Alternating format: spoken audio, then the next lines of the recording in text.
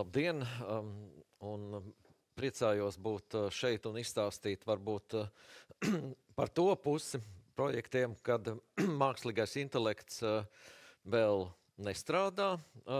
Teiksim, tā kā Tesla, lai brauktu, ir nepieciešams arī sagatavot programmatūru, sagatavot algoritmu, un tikai pēc tam jūs varat iesaisties Teslā un kaut kur braukt.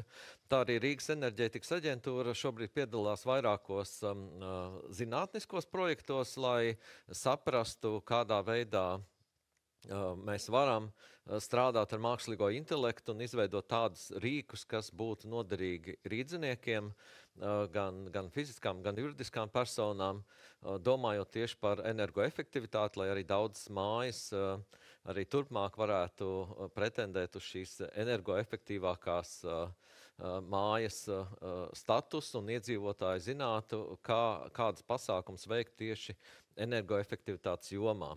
Un šodien es gribu pastāstīt par vienu šādu projektu. Tas ir Energy Guard projekts, kurā mēs piedalāmies kopā ar 16 citiem partneriem no 9 Eiropas Savienības valstīm. Un tas ir zinātniski pētniecisks projekts, kurā bez mums ir arī lielas testēšanas sistēmas. Luksemburgā ir programmētāji no daudzām Eiropas valstīm un citi interesētie, lai izmēģinātu dažādas risinājumus tieši enerģētikas sektorā mākslīgā intelekta pielietošanā. Mūsu šī aktivitāte ir viena no 5 pilota aktivitātēm. Tiek testēta arī, piemēram, pārvades sistēmas, digitālā dvīņa izstrādāšana, atjaunojamās enerģijas, dažādi risinājumi, mikrogrids, ūdeņraža risinājumi, un Rīgas pilsēta šajā te projektā startē ar daudzdzīvokļu ēku energoefektivitātes rīka izstrādi.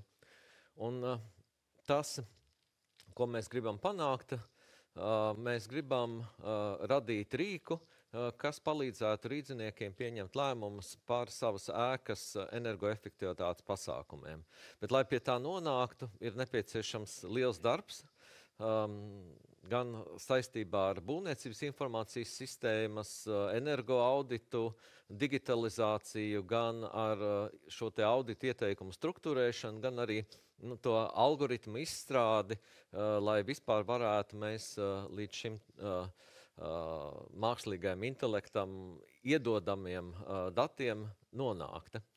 Un tāpēc mēs iepriekš arī jau vienā zinātniskā projektā iEnergy piedalījāmies, kurā mēs sākām apkopot to informāciju, kas būtu vajadzīga mākslīgajam intelektam, lai vispār varētu analizēt energoefektivitātes datus, tātad analizēt šos te energoefektivitātes auditus un izstrādāt nepieciešamos algoritmus.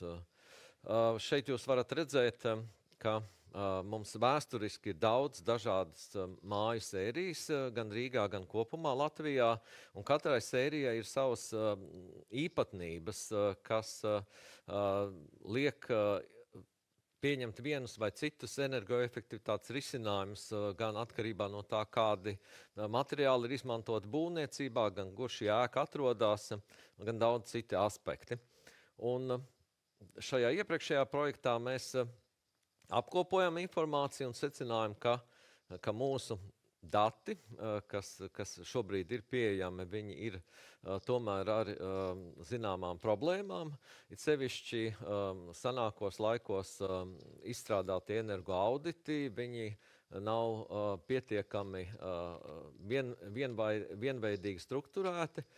Ir arī datu nesakritība, kā jau tas mums dažādās informācijas sistēmās ir parasts. Un līdz ar to mākslīgais intelekts var arī parādīt kļūdainus pieņēmumus un kļūdainus aprēķinus, ja mēs viens pret vienu mēģinātu šos te datus iebarot mākslīgajam intelektam.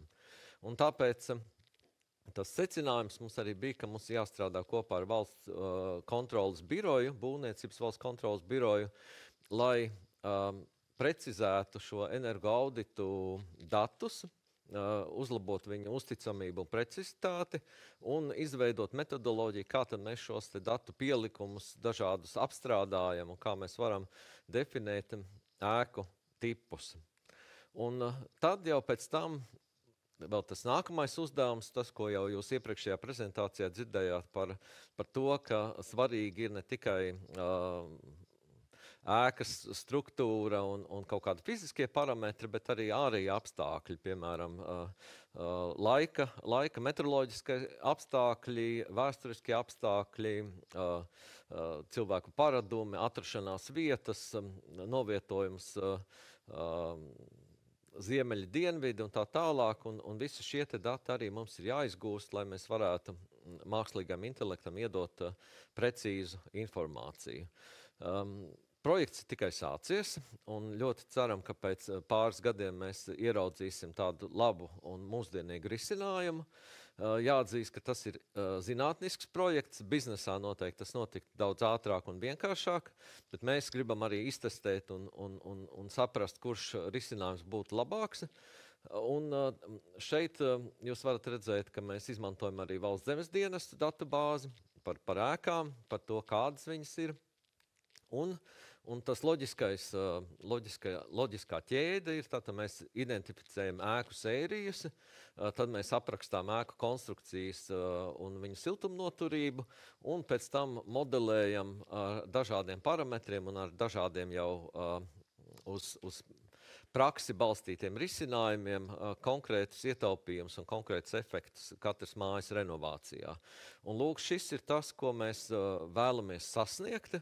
Tātad katrs rīdzinieks, kurš nākotnē ieietu GeoRīgas mājaslapā, varētu uzklikšķināt uz savas ēkas.